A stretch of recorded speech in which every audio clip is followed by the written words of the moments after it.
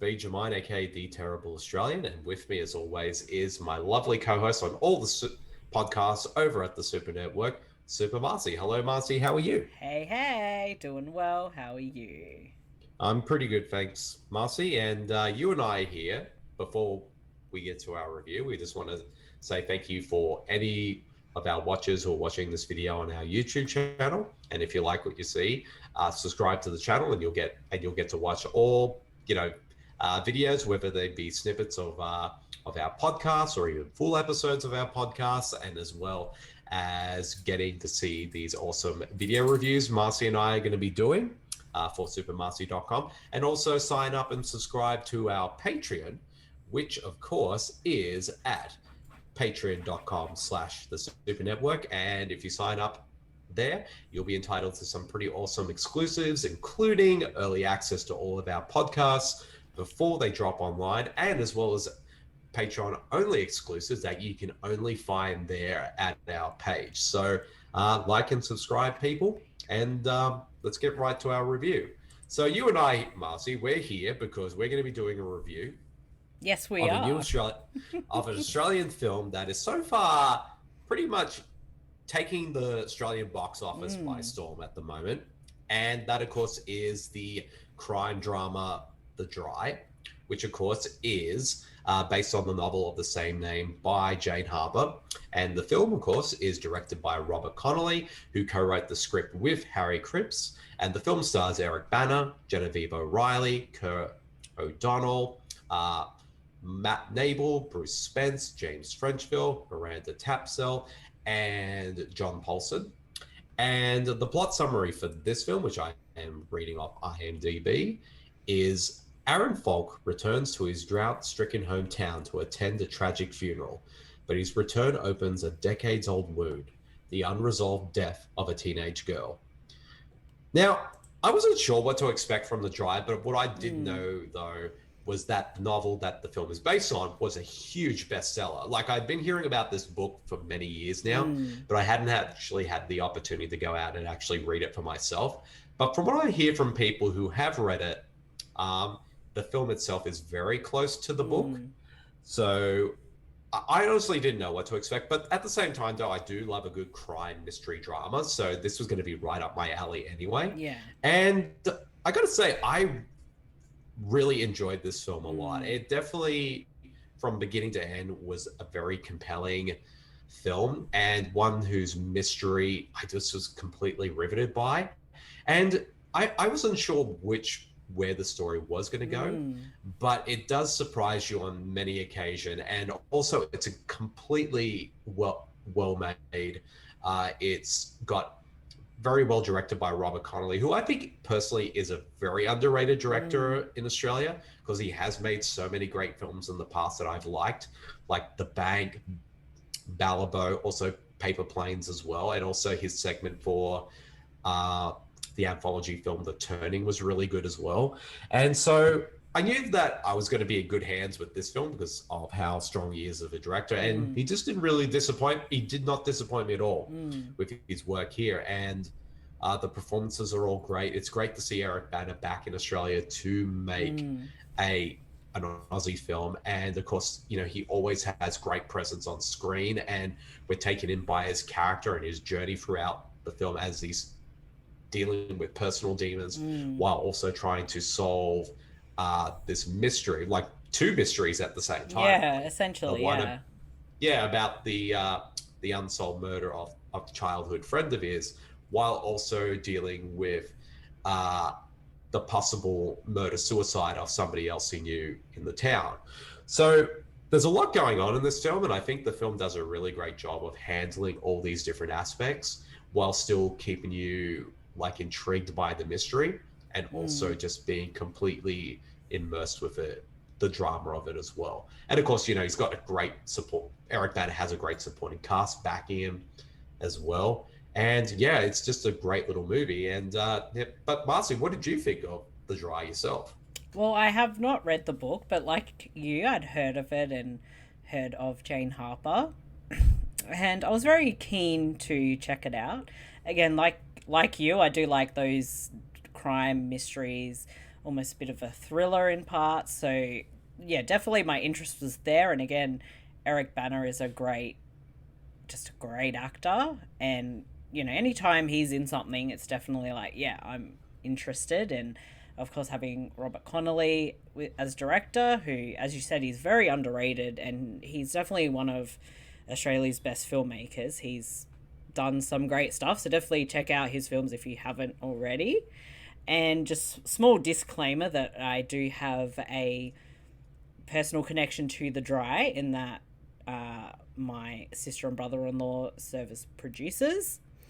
That in no way affects how I feel about a film.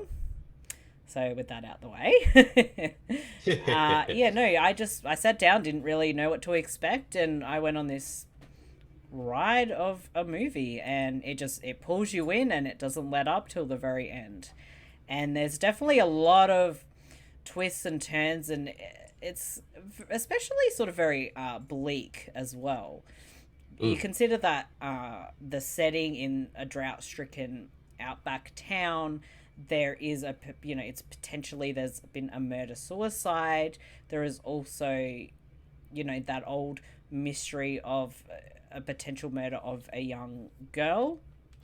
There's a lot of bleakness to it, and it really takes you on this confronting journey in many ways.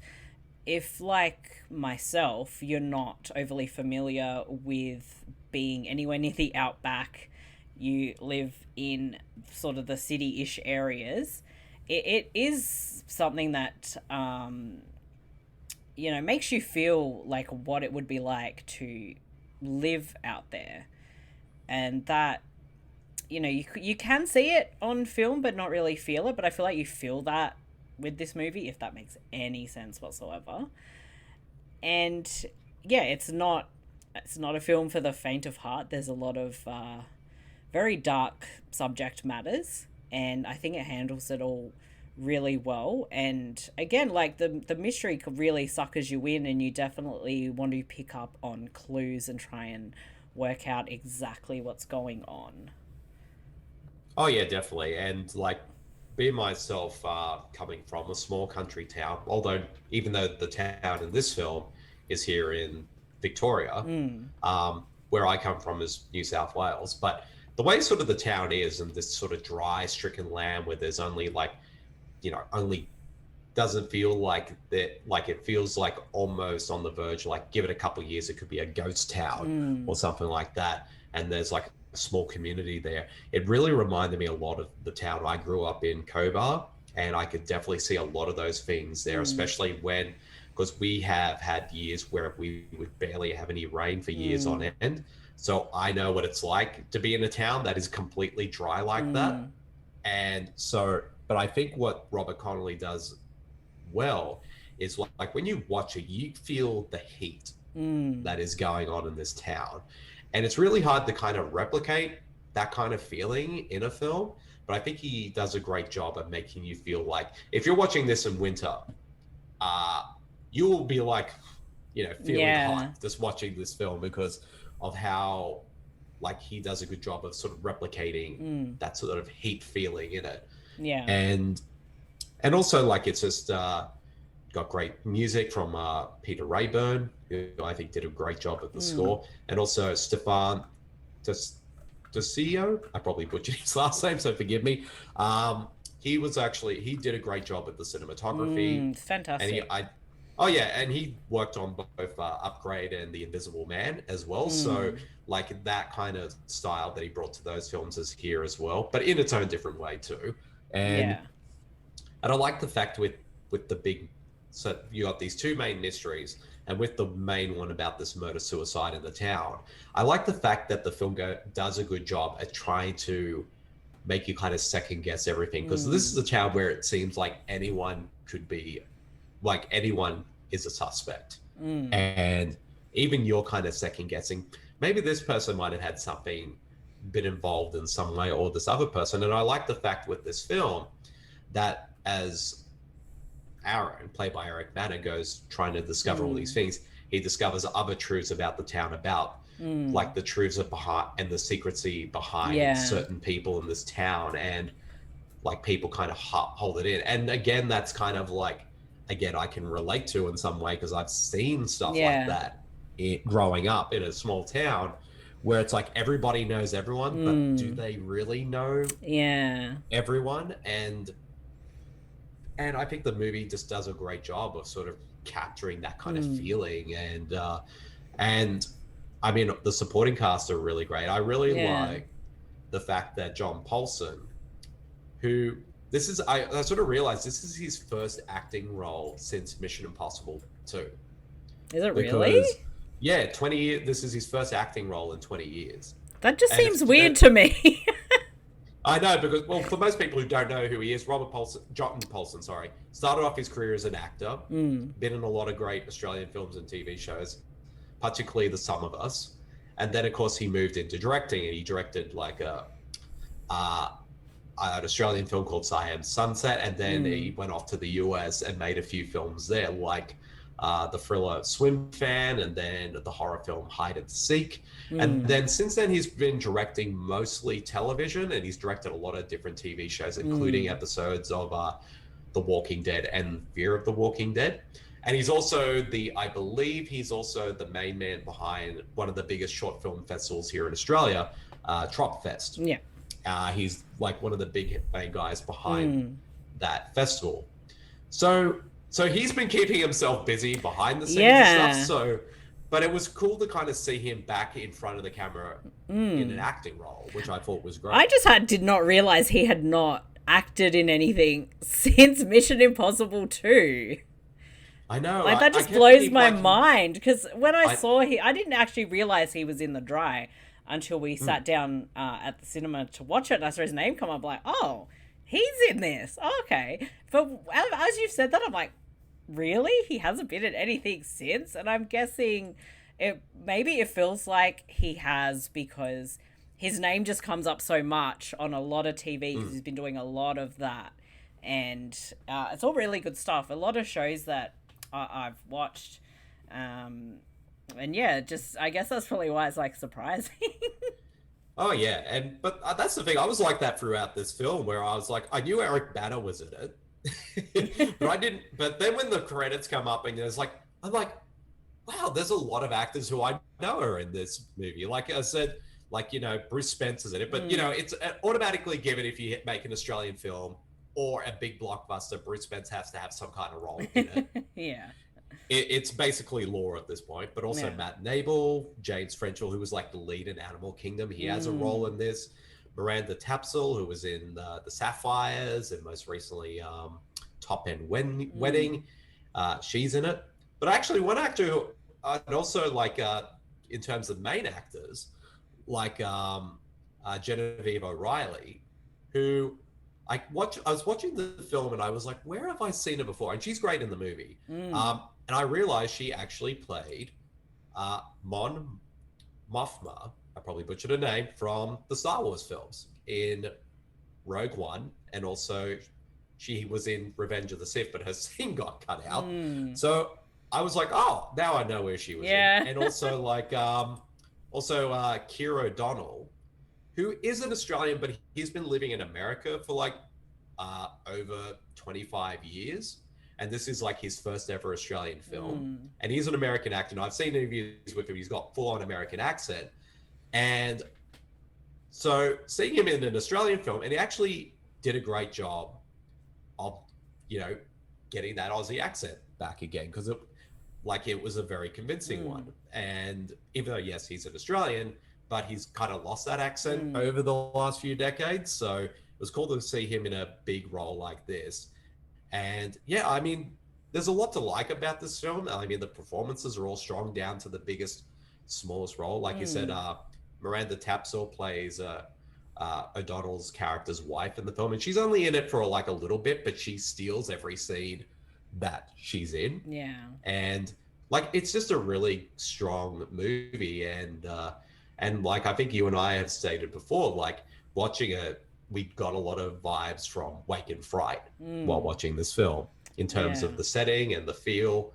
And I would even say like even films like Mystery Road and Goldstone, definitely this is what the film reminded me of those films as well. So yeah, I mean, it's just a strong, great film that I'm really happy is actually doing as well as it is at the Australian box office. Yeah, it's always great to see like a really good Australian movie that does well in its home country.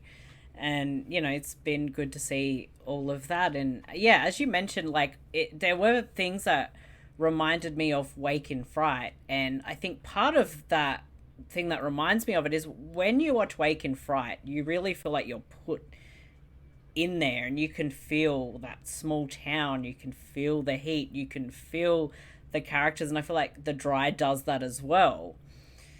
I think that's, you know, a lot of that definitely gives off like those vibes. And yeah, I mean, you've pretty much summed up like as much as possible with the film. I don't think there's too much more to add other, you know, I thought everyone was fantastic. And again, you mentioned the cinematography, and it's amazing. Like, again, you can feel it when you're watching the movie. And yeah, the story's intriguing. And I think just, you know, I don't feel like there's a wasted scene in this movie. And it's always good when you can say that. Oh yeah, definitely. Like it's all well thought out, and it doesn't waste any time whatsoever with any scenes that kind of drag it down or anything. I will admit though, if I had one negative about the film, but I won't be spoiler about this, is the resolution to one of the mysteries in the film, because I was hoping like, oh, I hope it doesn't go this way, but it kind of did, which I felt was a little cliched, and I kind of wish it went in a slightly different direction. But other than that though, I still had it. I just found this film just a compelling experience from beginning to end, regardless of any kind of minor problems with it. And I think it's a film that definitely people should check out. And it's definitely one, as a huge supporter of Australian films, this is definitely one of the more stronger ones to come out. Well, there's been a lot of great Aussie films over the last few years, and especially in recent years, but this is definitely one. I think even, you know, all audiences could enjoy. Like, it's definitely a very dark film in a lot of ways. But it's one that is, like, as we have stated, has been so big at the Australian box office that it audiences are flocking to it. So I think any audience will get something out of it. Yeah. I mean, as long as, you know, you're old enough to be able to see a movie like this. Yeah, exactly. This is definitely not one for the kids. Yeah. So maybe the kids can skip this one, but for adults, definitely check it out. I think...